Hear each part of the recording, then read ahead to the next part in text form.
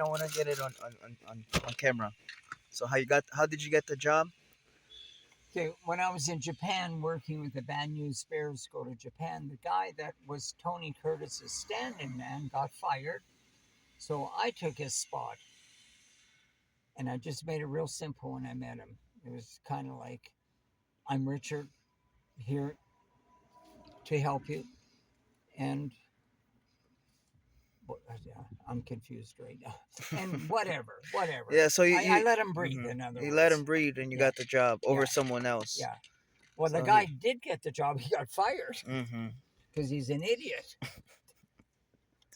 He deserved to be fired. You know what? One thing you don't want to do, you don't want to pressure celebrities because they're overwhelmed with Mm-hmm. people kissing their ass, brown nosing them.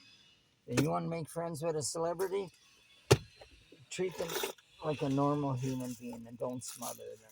That's the worst thing you could do. They've been smothered all their life. Don't smother celebrities. That's the lesson today. We're out. So how were you able to win the heart of a multi-billionaire woman daughter, a multi-billionaire's daughter that was 10 years younger than you, and she was one of the most wanted women in Japan at the time. And how were you able to win her heart, win her over?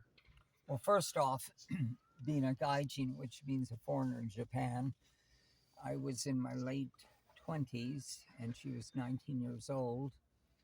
I saw her walking across the street, uh, legs like a sculpture, bubble rear end, bulging tits, 17 or 19-inch waist, hair down to her ass, and I knew she was different. She was very exotic looking because she had some French in her, so she wasn't pure Japanese. So I just had to chase her. I chased her to a sandwich shop called Jack and Betty's. We got talking. It's easy for a Japanese to talk to a foreigner because at that time I was also doing movies, modeling in Japan, doing martial arts, doing it all. And then after the shop, I said, "Do you want to see the car that I rent out?" Which I rented my car out for $1,000 a day. They used it for different props for movie promotion, what new products. And that kind of put the icing on the cake because she figures I'm just not a regular foreigner in Japan if I'm driving a 58 Classic Corvette. And I had it painted candy apple red with pearl white inserts. So the car just stuck out like a sore thumb. And I think that was kind of the hookup. But at the time, I had a Japanese fiance. And other times that I'd pick her up in my little Honda Civic. And she said, "Whose car is this?" I said, "That's my fiance's car." She'd start banging the floor with her foot. "I want a fiance like you." And I said, Mhm. "Sorry, I'm taken." So, This is the billionaire's daughter. yeah, She used to bang on your car, she was banging on the floor, saying, on the floor of your car. I want a fiance like you. I want to be Mm-hmm. your fiance." I says, Mm-hmm. "You and others, but I'm taken." So Mm. I played hard to get. Mm. And we stayed in touch. And I talked to her Mm-hmm. father a lot on the phone. I said, "You know, Mr. Iwasaki, your daughter's out of control. She drinks too much. She smokes. She's a wild girl." And he'd always say, "Thank you for taking care of my daughter." Mm-hmm. And the first time I had dinner, when the family invited me, her father said, "You like my daughter?" I said, "I always did." And he said, "Well, why don't you marry her and go upstairs, have sex?" And this The is gonna, father said that. The yeah, father. this is on because Wow. he's very open minded Mm-hmm. because he owns a fishing firm also in Japan.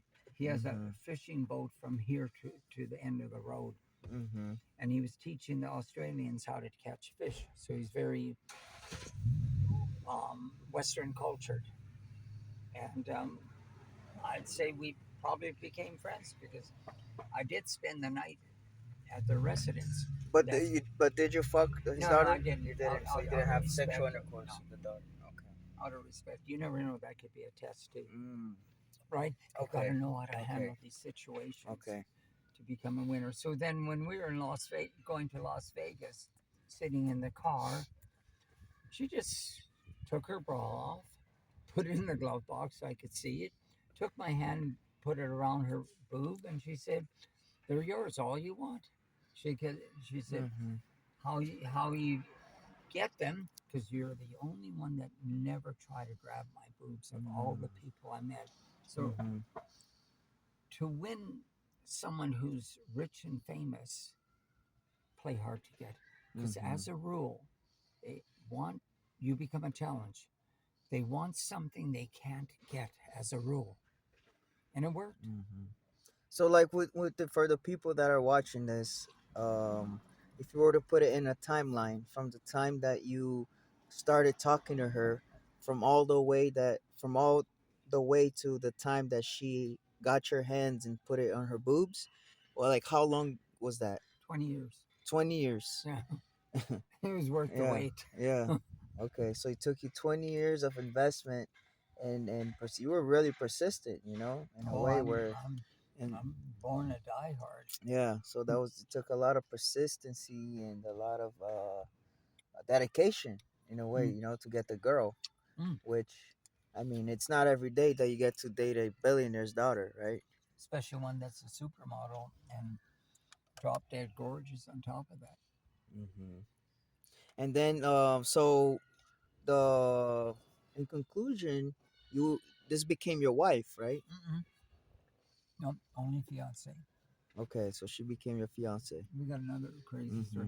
Mm-hmm. But let, let's do part two one after I eat Mm-hmm. because it robs a lot of my energy for me to go back and Mm-hmm. reminisce on my past. Mm-hmm. Okay.